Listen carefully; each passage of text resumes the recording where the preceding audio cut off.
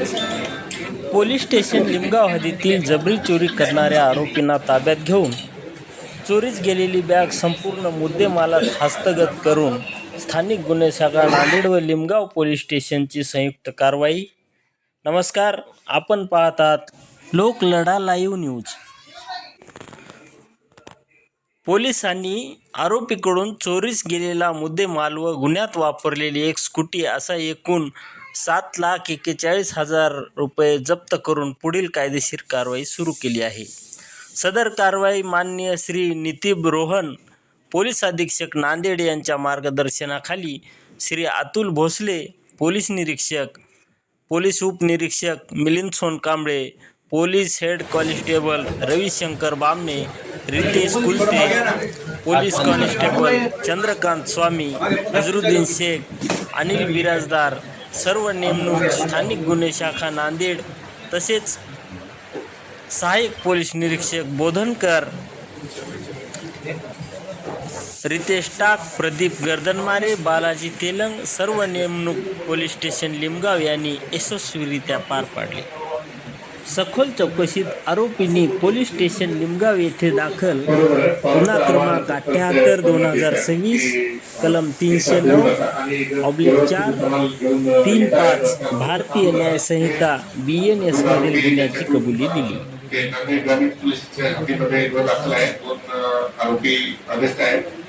Backward linkages केले की त्यांनी MP मधून हे अप्रूव्ह आलेले आहे. तिथून पण आपल्याला 2 आरोपी अजून आहे, त्याच्यामध्ये त्यांचा शोध चालू आहे. आरोपी अपराध से डिटेल्स द्वारा फेसबुक पर मिलेगी. सर, इस मामले में और भी अपराधी बढ़ सकते हैं? हाँ, वही मैं कह रहा हूँ कि इसमें 2 जिनके पास मिली उनकी पूछताछ करने के बाद इनके आगे जोड़े जो है वो MP भी नीमच से किस्ती नीमच के अपनी खेती होती है, गवर्नमेंट ऑथराइज खेती होती है, वहाँ पे इलीगली वहाँ से इन्होंने लेके आए. तो दोनों को भी हम ढूंढ रहे हैं.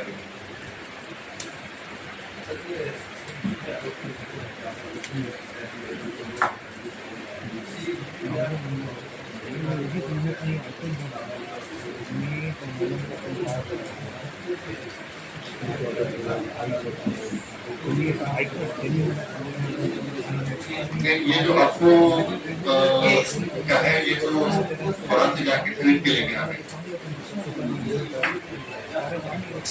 चोरी भी यूपी बिहार का नहीं है, सारे इधर के ही चोरी के लोग हैं. यूपी बिहार का पुलिस, मैं भी यूपी बिहार का ही तो पता नहीं रहूंगा. आता काय की थोडीशी पावसाळ्यामध्ये चोरीची घटना जास्त वाढत आहे. तर एक खास करून नांदेड शहरामध्ये आणि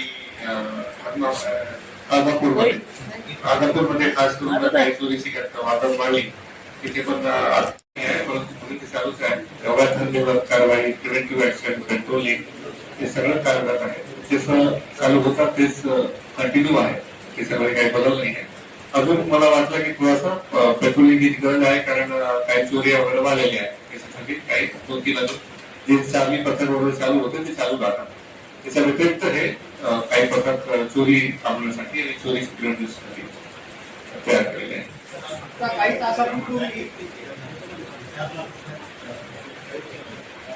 त्याच्यामध्ये ऑलरेडी NCB आणि पोलिसची टीम मागे लागलेली आहे. बोनस असं आहे की काही होऊ शकतात. त्याच्यामागे ऑलरेडी तपास चालू आहे. होपफुली पथक NCB आणि पोलिसचे 2-3 पथक त्याच्या मागे आहे.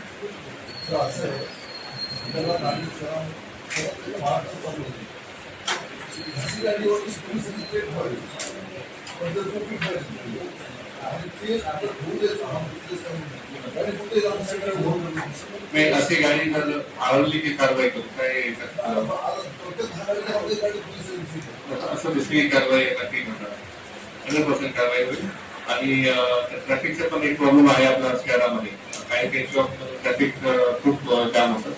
त्याच्यासाठी पण एक प्रत्येक पोलीस स्टेशन खास करून आपल्या शहराचे पोलीस स्टेशन आणि द्वारा त्याच्यामध्ये काही पथक निर्माण करण्यात आलेले आहे. त्याच्यामध्ये ट्रॅफिकचे आपल्या हेडक्वार्टरचे काही स्टाफ अधिकारी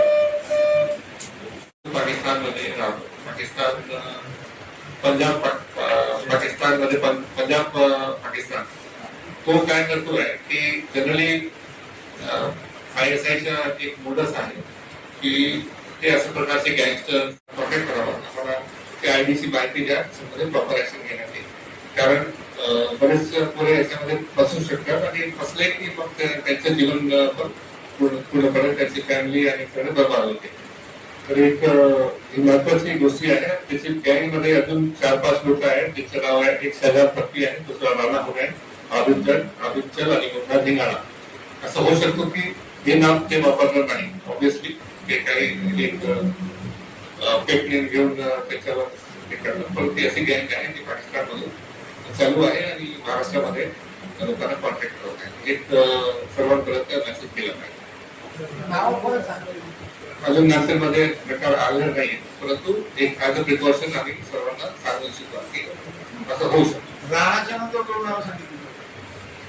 नाव आहे एक शहजाद भट्टी, राणा हुनैन, आबिद चल, मुन्ना धिंगाणा. फेसबुकवर दिलेलं आहे नाव.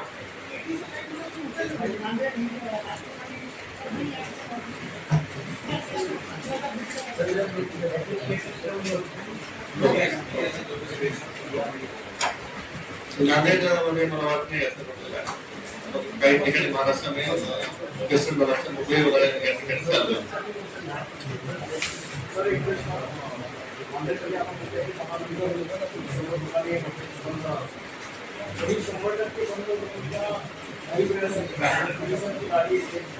ते 100% बंद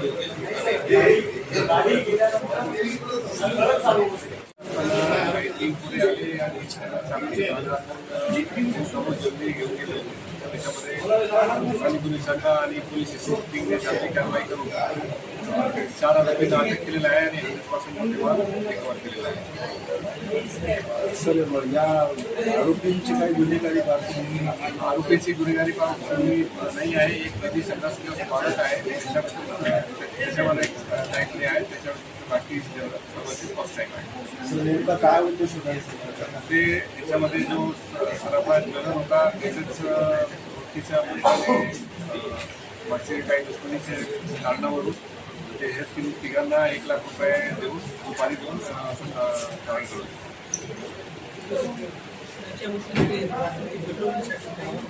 तर चोरीसाठी आता चोरी घटनांमध्ये भाग होत आहे. त्याच्यासाठी एनडीसीएफचे काही पेट्रोलिंग स्पॉट तयार करण्यात आलेले आहे. त्याच्यामध्ये हेडक्वार्टरचे काही अधिकारी कर्मचारी जे महत्त्वाचे ठिकाण आहे शहरामध्ये प्लस इतवारा आणि अर्धापूर या एरियामध्ये दुपारनंतर आणि रात्रीनंतर आणि सकाळी आणि मॉर्निंग प्रत्येक ठिकाणी पेट्रोलिंग करतील.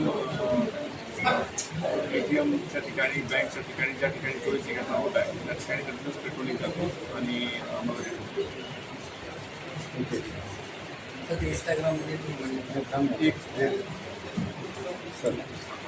एक पाकिस्तानमधून एक गँगस्टर आहे शहजाद भट्टी. तो असा निदर्शनास आलेला आहे की ISIची खेळाखाली तो बरेच लोकांना महाराष्ट्रामध्ये कॉन्टॅक्ट करतो आहे आणि कॉन्टॅक्ट करताना तो खास करून क्रिमिनल बॅकग्राऊंड किंवा क्रिमिनल सारखे मांडणारे सोशल मीडियावरचे पोरे आहेत त्यांच्या कॉन्टॅक्ट करून इंस्टाग्राम किंवा सोशल मीडिया, व्हॉट्सॲप किंवा अदर ॲप्सवरती कॉन्टॅक्ट करून त्यांना पैसे ऑफर करून आणि अदर प्रलोभन देऊन त्यांच्याकडून क्राईम मिळवण्याचा प्रयत्न करत आहे. त्याच्यामध्ये असं आव्हान आहे की जर कोणालाही कुठलाही फॉरेन नंबरवरून कॉल आला किंवा मेसेज आला की त्याच्यामध्ये काही रिस्पॉन्स द्यायचा नाही, कारण हा खूपच सिरियस क्राईम आहे आणि याच्यामध्ये तुम्ही आणि तुमची फॅमिली सगळे गुंतवून द्यावी. त्याला त्यांनी देखील पोलिसांना इन्फॉर्म करावी. अशी एक गँग चालू आहे जे व्हर्च्युअल नंबर घेऊन लोकांना कॉन्टॅक्ट करतात, खास करून इंस्टाग्रामवर. ठीक आहे सर, थँक्यू.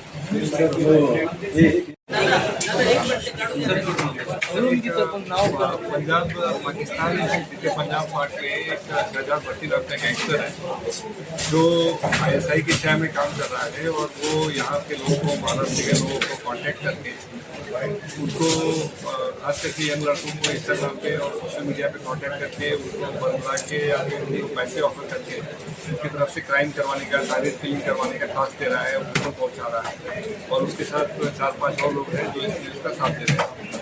तो सभी को मेरा आह्वान है कि कोई भी इस तरह की इंस्टाग्राम पे अगर रिक्वेस्ट आती है, कोई +1 या +4 किसी प्रकार के वर्चुअल नंबर से फोन आता है तो उसको रिस्पॉन्ड ना करें और इमीडिएटली पुलिस को इन्फॉर्म करें। नांदेड़ में भी इस प्रकार के जो युवा है वो बर्थडे सेलिब्रेट करते हैं तो वेपन्स का इस्तेमाल करते हैं, तो युवाओं को क्या अपील करना चाहेंगे खास आप? करके इस तरह के युवा जो है जो बर्थडे सेलिब्रेट करके तलवार यूज कर रहे हैं या फिर फोटो पे हीरो बनने की कोशिश कर रहे हैं, इनको वो लोग ज़्यादा प्रोटेक्ट करने की कोशिश कर रहे हैं क्योंकि वो ज़्यादा वल्नरेबल है। तो एक तो वो क्राइम है उस तरह के काम करना, अगर इस तरह का सोशल मीडिया पे कहीं पे भी हमारे लक्ष्य में ध्यान में आता है तो इमीडिएटली उसके ऊपर कार्रवाई होगी, इसलिए ऐसा काम ना करें और खास करके वो लोग इससे सतर्क भी रहें। सर, शहजाद भट्टी ने नांदेड़ में किसी से कांटेक्ट किया हो या ऐसे कोई अभी संकेत? तक ऐसा कोई संकेत नहीं है, लेकिन इस तरह की पॉसिबिलिटी है, इसलिए पहले ही सबको सतर्क करने की दक्षता ले रहे हैं। सर, एक और अपना तो जो गुना परसेंटेज जनरेट हुई इसके अंदर ड्रग्स के गोलियाँ इंजेक्शन और अभी से पता चला कि बिकने चालू है, इसमें तो बिल्कुल कार्रवाई लगातार चालू है और उसमें ड्रग्स के जो भी गोलियाँ मिली, रेगा लैब नाम की गोलियाँ थी, प्लस उसमें गांजा मिला, तो उसके ऊपर एफआईआर रजिस्टर हो गई है, उसमें जो कंसर्न है उनको अरेस्ट भी किया गया है। इस तरह की कार्रवाई चल रही है।